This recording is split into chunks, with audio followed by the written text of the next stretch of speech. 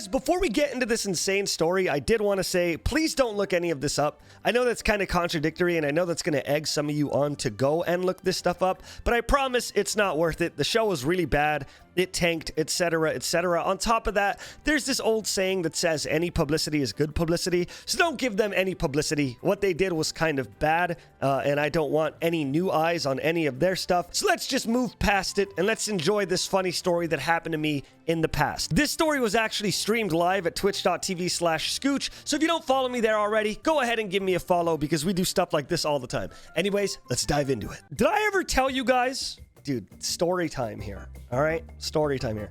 Did I ever tell you guys about the time that I was on a reality TV show? Because I'll tell you guys the story of when I was on a reality TV show. I'm not going to tell you guys the name of the reality TV show. But anyways, I was on a reality TV show where what you had to do was you had, I think, 3 hours to build a cosplay. And I was an assistant, and my friend was an assistant. And so we go on this reality TV show. Me and Dennis are here to help person 3. And let me tell you all the shady shit that happened in this reality TV show, just so you guys can know how f***ed up this shit is. So we get there, and we're like, what do we do? And they go, you guys got to make a cosplay in 3 hours. You two are the assistants. You're the main character.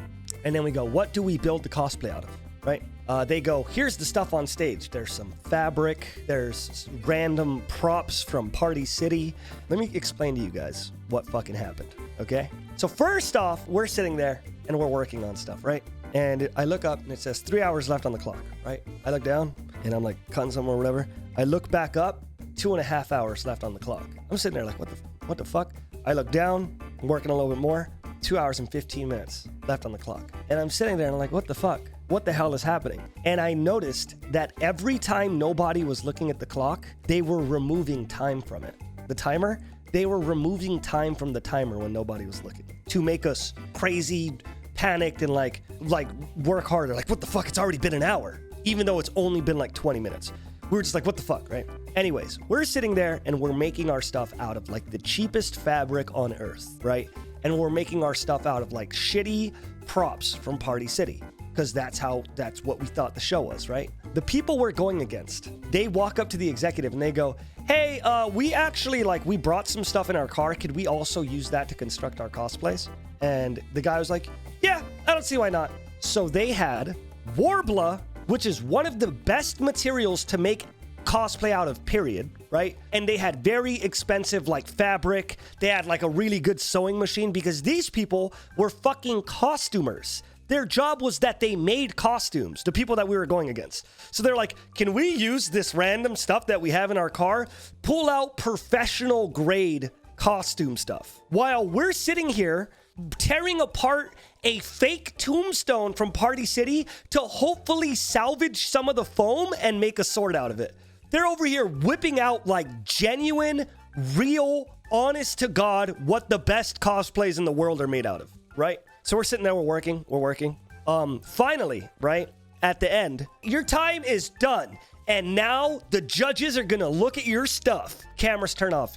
Yeah, you guys could just keep working on your stuff as long as you want.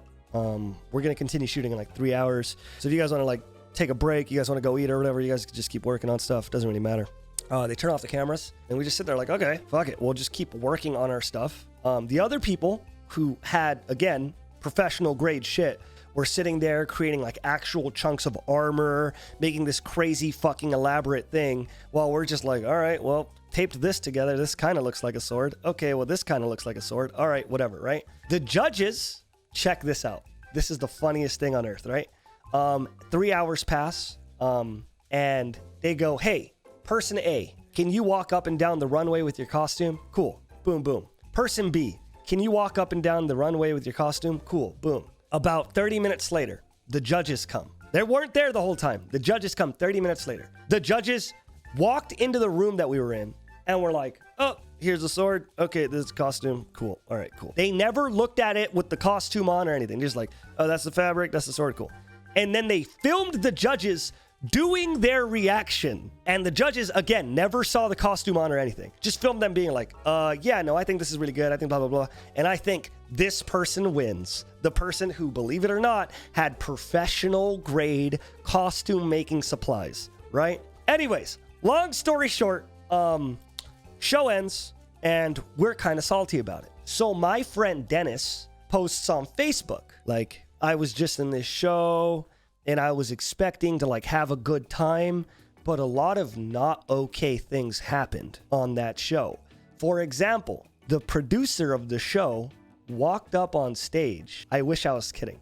My friend Dennis is Vietnamese. I wish I was kidding.